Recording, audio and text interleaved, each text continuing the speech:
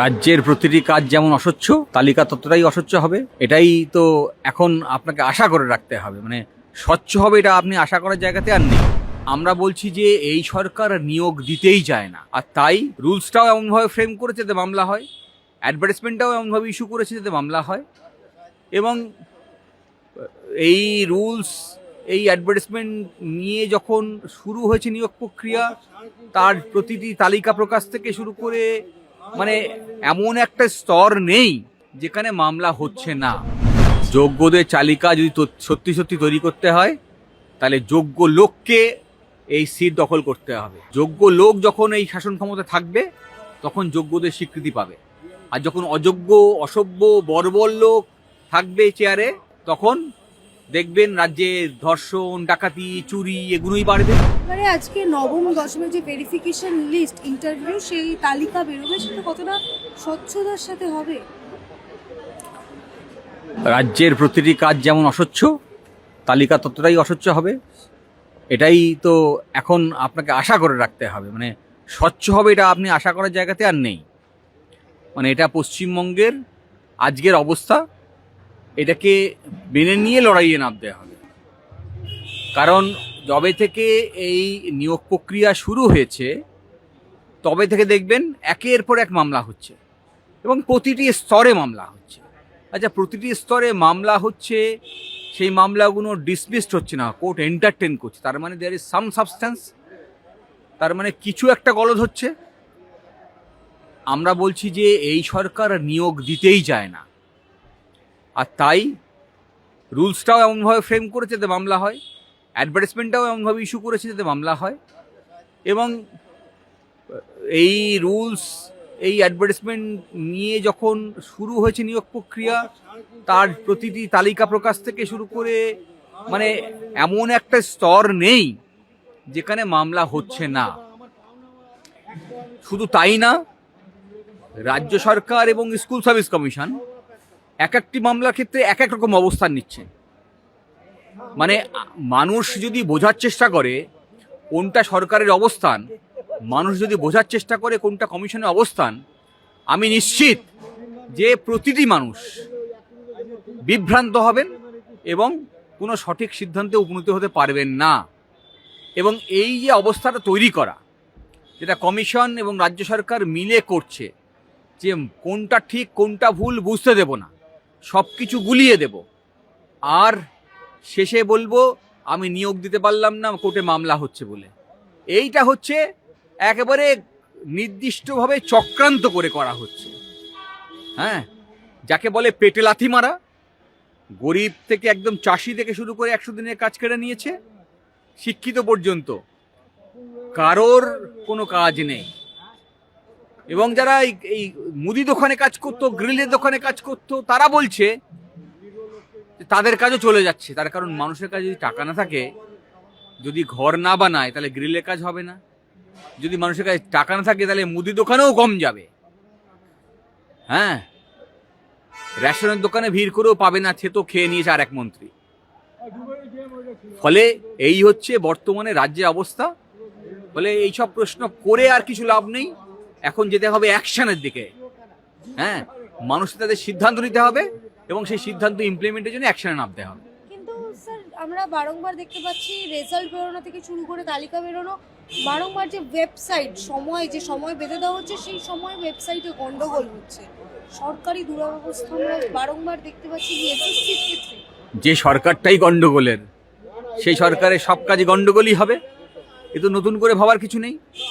আমি তো বলছি এরা কেউ নিয়োগ দেবে না, আর নিয়োগ না দিতে গেলে যত রকমের বাহানা দরকার, যত রকমের ঝঞ্ঝা দরকার তা করবে। প্রতিটি স্তরে রাজ্য সুপ্রিম কোর্ট পর্যন্ত যাচ্ছে। আমি অন্য জায়গায় যেতে চাই, এই মামলা করার পয়সাগুলোকে দিচ্ছে। যখন আপনি অন্যায় করেছেন, ভুল করেছেন, আদালত বলে দিচ্ছে অ্যাপিল করার অধিকার আপনার থাকতে পারে, কিন্তু পচা মামলা নিয়েও আপনি অ্যাপিল করবেন। কিন্তু যোগ্যদের তালিকা দেওয়া তো এসএসসির কাজ, রাজ্য সরকারের কাজ, সেটা নিয়ে কেন সুপ্রিম কোর্ট যেতে হচ্ছে? যোগ্যদের তালিকা যদি সত্যি সত্যি তৈরি করতে হয়, তাহলে যোগ্য লোককে এই সিট দখল করতে হবে। যোগ্য লোক যখন এই শাসন ক্ষমতা থাকবে, তখন যোগ্যদের স্বীকৃতি পাবে। আর যখন অযোগ্য, অসভ্য, বর্বর লোক থাকবে চেয়ারে, তখন দেখবেন রাজ্যে ধর্ষণ, ডাকাতি, চুরি এগুলোই বাড়বে। তাই রাজ্যের আরজি করে যেমন ধর্ষণ হচ্ছে, তেমন মন্ত্রীরা চুরি করছে। এই সব কিছু একটা চক্রের মধ্যে সীমাবদ্ধ, যার নেত্রী হচ্ছেন রাজ্যের মুখ্যমন্ত্রী মাননীয় মমতা ব্যানার্জি। 2016 সালে যারা ওয়েট লিস্টেড ক্যান্ডিডেট রয়েছে, বয়স পেরিয়ে যাওয়ার কারণে যারা চাকরি পাচ্ছেন না এখন, তাদেরও ইন্টারভিউ তালিকার অন্তর্ভুক্ত করতে হবে, একেবারে বিচারপতি অর্ডার। দেখুন, বিষয়টা হচ্ছে যে একটা ভেবে দেখুন, 2011 সাল এই সরকার আসে, সেখান থেকে শুরু করে আজকে 2025 সাল, এই দীর্ঘ 15 বছরে একটাও নিয়োগ হয়নি। তাহলে যার বয়স যেদিন লেফট ফ্রন্ট সরকার চলে যায় 20 ছিল, আজকে তার বয়সসীমা শেষ। এই 15 বছরে সে নিজে একবার সুযোগ পেল না সে নিজে যোগ্য না অযোগ্য এটা প্রমাণ করার জন্য। যদি সে যোগ্য হতো, তার যোগ্যতার প্রমাণ দেওয়ার সুযোগ পেত, তাহলে সে একটা চাকরি পেত। আমরা কেউ চাইছি না যে আমরা অযোগ্য হয়েও, যোগ্যতা না থাকা সত্ত্বেও একটা চাকরি দেবো। আমি বলছি আমি যোগ্য না আমি যোগ্য নই, আমার তো একটা প্রমাণ করার জন্য একটা সিলেকশন প্রসেস করতে হবে, একটা নিয়োগ প্রক্রিয়া শুরু করতে হবে। আপনি করলেন না। এই রকম মানে নির্মম কোনো রাষ্ট্র ব্যবস্থার দায়িত্বে থাকা মুখ্যমন্ত্রী হতে পারে আমি ভাবতে পারি না। যিনি রোজ গাড়িতে করে, হেলিকপ্টার করে ঘুরে বেড়ান, তিনি জানেন না যে প্রতিনিয়ত মানুষ খেতে না পেয়ে রাস্তার ধারে চাকার তলায় পিষে মরছে, মানুষ গলায় দড়ি দিচ্ছে, সুইসাইড করছে। হ্যাঁ, তাহলে আপনি একদিকে আরাম করে ঘুরে বেড়াচ্ছেন, আরেকজন লোক সুইসাইড করছে আপনার কর্মকাণ্ডের জন্য। এই প্রত্যেকটা মানুষ যারা সুইসাইড করলো, এগুলো আসলে সুইসাইড নয়, এগুলো প্রতিটা মার্ডার। আর এই মার্ডার কেসের আসামি হচ্ছেন এই মমতা ব্যানার্জি, যার নীতির কারণে, যিনি ইন্ধন জুগিয়েছেন এদেরকে গলায় দড়ি দেওয়ার, সুইসাইড করার। এই প্রত্যেকটা আত্মহত্যার ঘটনার দায় নিতে হবে রাজ্য সরকারকে, এবং খুনের কেস রুজু করতে হবে মুখ্যমন্ত্রীর বিরুদ্ধে। কিন্তু ইন্টারভিউর যে নাম্বার, সেই নাম্বার একবারে মুখ বন্ধ খামে আদালতে জমা করতে হবে। ইন্টারভিউ ভিডিওগ্রাফি করবে কিনা সেটা কমিশন জানাবে। ভিডিওগ্রাফি কি আদৌ হবে কমিশন যদি জানায়? দেখুন, এরা ভিডিওগ্রাফি করলেও চুরি করবে, ভিডিওগ্রাফি না চুরি করলেও চুরি করবে। যে চোর, সে যদি 5টা তালাও লাগিয়ে দেন, তাহলে দেখবেন যে 5টা তালা কীভাবে ভাঙতে হয় সে সেটাই খোঁজার চেষ্টা করে। চোরের তো একটা অভিমুখ থাকে। যে লেখাপড়া শেখে সে কী করবে? পরীক্ষার আগে লেখাপড়া করতে বসবে। আর যে চুরি করবে সে পরীক্ষা কীভাবে চিটিং করবে সেটা ঠিক করবে।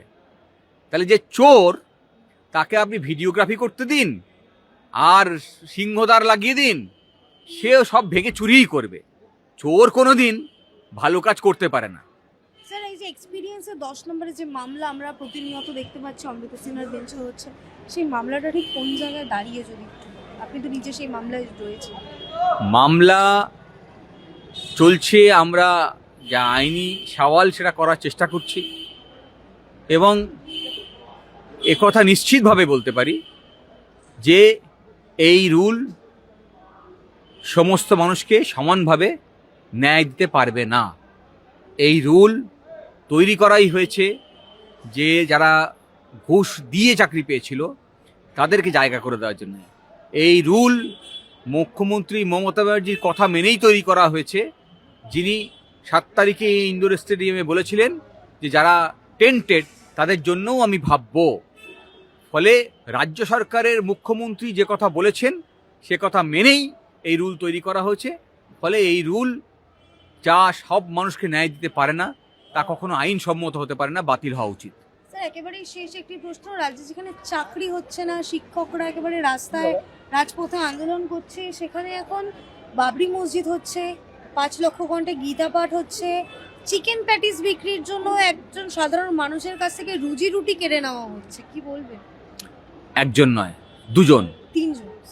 আসলে এই যারা ওখানে গীতা পাঠ করতে গেছিল তারাই মেরেছে, তারাই ছবি তুলেছে, ভিডিও তুলেছে, তারাই ছড়িয়েছে। খবরের চ্যানেলে এখন শুধু এই চিকেন প্যাটিস নিয়ে চলছে। এখন এই যে একটা নির্দিষ্ট ধর্মের মানুষকে ভিডিও করে ছেড়ে দেওয়া, ওই শ্যামলের কথা তো কেউ বলছে না, যার চিকেন প্যাটিসটাও পুরো ফেলে দেওয়া হয়েছিল। যাকেও একই রকমভাবে চত্থাপ্পর মারা হয়েছিল। আসলে এই শ্যামল বলুন বা বাকি দুজন যারা ছিলেন, তারা যে ধর্মেরই হন, তাদের আসলে একটাই শ্রেণী, তারা গরিব। তাদের এই প্যাটিস বিক্রি করেই খেতে হবে। হতে পারে সে এমএ পাস, কিন্তু এমএ পাস করলেও প্যাটিস বিক্রি করতে, ওই যে চপপুনির দোকান করতে বলেছেন মুখ্যমন্ত্রী, ফলে প্যাটিস বিক্রি হচ্ছে ওদের ভবিতব্য হয়ে গেছে। আর তাই করে যখন তারা নিজেদের মিনিমাম রোজগার করার চেষ্টা করছেন, তাকে লাথি মেরে আসলে গরিবের উপর লাথি মারতে হবে। ওই প্যাটিস বিক্রি করে ওর বৃদ্ধ বাবা মাকে খাওয়াবে, ওই প্যাটিস বিক্রি করেই ও বাচ্চাকে লেখাপড়া শেখাবে, ওর পরিবারের ভরণ পোষণ করবে ওই প্যাটিস বিক্রি করেই। তাহলে শ্যামল সহ এই সকলের উপরে যে এই যে লাথি মারা, তাদের প্যাটিস ফেলে দেওয়া, এটা একটা নির্দিষ্ট লক্ষ্য নিয়ে করা হয়েছে গরিব মানুষের উপর আক্রমণের জন্যে।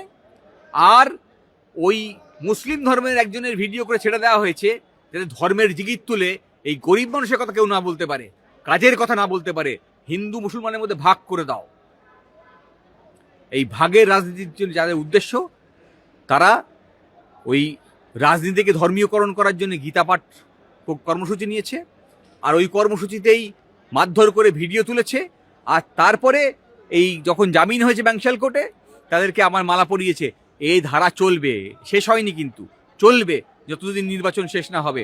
আসলে এদের উদ্দেশ্য হচ্ছে আর কিছু নয়, মানুষের পেটে লাথি মারা, মানুষের মস্তিষ্কে লাথি মারা, শিক্ষায় অঙ্গনগুলো বন্ধ করে দেওয়া, আর কাজ কেড়ে নেওয়া। মূর্খ বানিয়ে দাও, কাজ কেড়ে নাও, আর হসপিটাল ডাক্তার রেখো না, যাতে নির্মমভাবে তাদের মৃত্যু ঘটে।